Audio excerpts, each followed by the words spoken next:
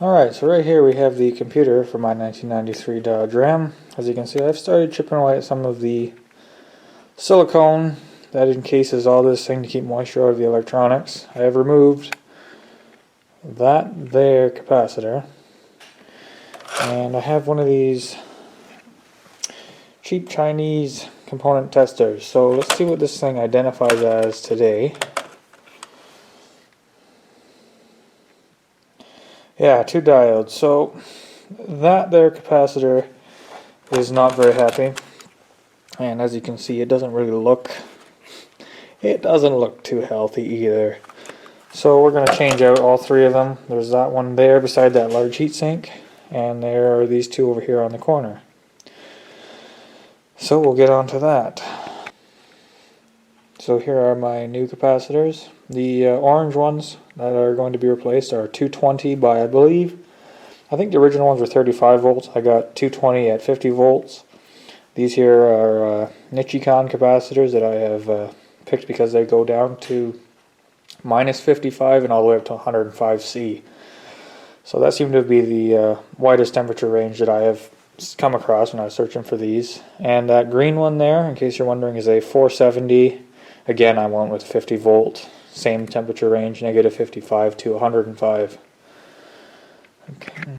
Alright, let's test one of these new Nichicon capacitors, which I have also just discovered. Well, I didn't discover it, I knew it when I ordered them. But they are, oh come on, focus. Probably not gonna focus. There are audio grade. So maybe the computer will sound better when it's running. Anyway, let's see what these new ones test at. See if they're also 2 diodes.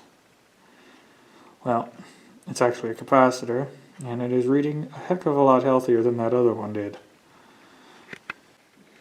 Alrighty, got the new capacitors installed, as you can see. A little bit smaller than the old ones, as you can clearly see. There's the old one there, and the new 470s. There's the really old 220s. Got the solder on the back here. It's alright. The board took solder okay. It wasn't too terrible. There we go. Just got to trim the leads off of those 2, and then we'll put it back in the case and put her in the truck and see what happens. So one little extra note here before we move on. The one beside the large heatsink is a 220 UF, and then again I went with 50 volts. And the top one is also a 220, again 50 volts. And then there's a 470, and then again I went with 50 volt caps, rated from -55 to 55. These particular ones are the KA series from Nichicon, I believe. So yeah, and the polarities on these 2 face inward, and that one there faces towards the big orange connector. Alright, so the cover's on this one. Yes, I am aware that there aren't all the screws in this. I gotta take it all apart again anyway to re-silicone everything. But this is going to be just for a test. I'm going to put it in for probably a couple days, see how it reacts to the temperature. Because the computer that's in there, which has failed in the exact same way. There they are behind the fender of these things, by the way, which is an excellent place to put these things. I mean, you know, once the fender rots a little bit, no moisture is ever going to get into that thing. But no, they are sealed pretty good with silicone and whatnot. That one is doing the exact same thing, so it will be next on the recapping list. And the symptoms of this were basically no grid heaters, so the thing would have a hard time starting. I mean, it would still start. I mean, granted, I should probably plug it in, -13 Celsius, that is. And but it's still fired up. It was it struggled a little bit, but it was all right. What would happen is if I left the ignition key on but didn't try to start it, or even after I started it, sometimes the wait to start light would start flashing really rapidly. Like, it wasn't flashing a trouble code or anything, it was just flashing really randomly and really quickly. And I went through this whole electrical system a couple times, ohming everything out, like testing every sensor. I even replaced the intake air temperature sensor because I thought that was at fault. But what would happen is it turned the key on one day, and then I didn't start it right away, and then all of a sudden I heard the what you see in the screen there, the grid heater relays solenoids, relays, pretty much the same thing. Clicking. They were clicking in sync with the light really fast. And well, I knew from the start that it was probably the computer. I just didn't want to believe it. But I should have believed it. And so now here we are, changing the computer for the 100,000th time, because I have already tried that computer in this thing and it did the exact same thing. So the ultimate way that I had diagnosed this thing, because it kept acting up, only when it was cold, is I put one of my two computers in the freezer and froze it overnight and then hooked it up. After the truck was warm, I warmed up the truck. I just got home from work and it was warm. Put the computer in the truck and completely dead, nothing. Took a heat gun, started warming the computer up slowly. I didn't have the heat gun very hot. I put this heat gun on like 50 Celsius or something. And then all of a sudden it started doing it. It started clicking and the wait to start light started flashing. And I was like, yeah, alright, it's the computer. So took it apart, found the capacitors to be at fault. And so we changed them. And now we're going to see if it actually ends up working. Alright, so I got the computer sitting down in there. I haven't taken the other one completely out of the truck yet because I don't even know if this thing is going to work. So it's sitting there, it's got the wiring loom plugged into it, and we're going to run the truck off some jumper cables. So I won't be able to start it, but we'll at least be able to hear the grid heater contactor cycle and see if the computer turns on or just, you know, goes up in smoke. So here we go. Alright, so we got some power. Let's go see inside the truck here.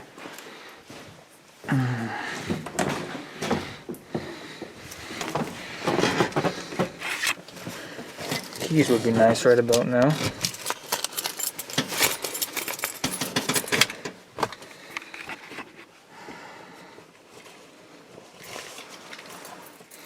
There's the keys. Let's see, we'll watch over here. That is a terrible noise. Close the door. See what happens. Turn the blower off. Oh, there we go. She's working. That's good. Oh, there's the clunk. So everything is working. We will now fully install the computer and then we'll do a little road test. Alrighty, we got everything reinstalled. Man, this camera needs a wider lens. I just need to stand further back. Either way, everything is reinstalled and the computer is back in the fender. You probably can't see it. I apologize for the bad lighting. But I have this flashlight right here and you can see. Yeah, there she is.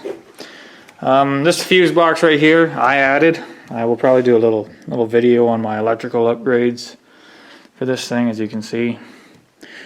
Basically, it made a big difference in the heater blower. The air conditioning system works a lot better with this, and my steering column doesn't get warm anymore. So yeah, that was a big upgrade. We'll go more into depth maybe in the near future. Anyway, the computer's installed, so we'll start this thing up and see what happens. I don't think I've got anything left under the hood, so let's see what happens. Open the garage door here.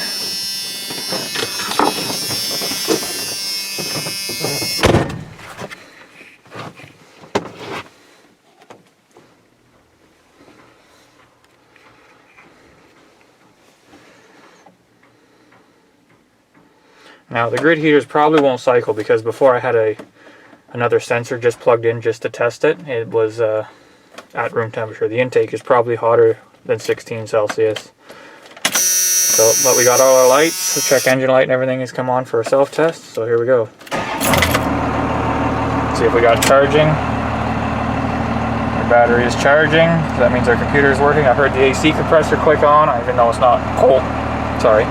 Even though it's not cold out, I got her on defrost, so the AC runs to take humidity out of the air. Yes, the AC does work in this old rig.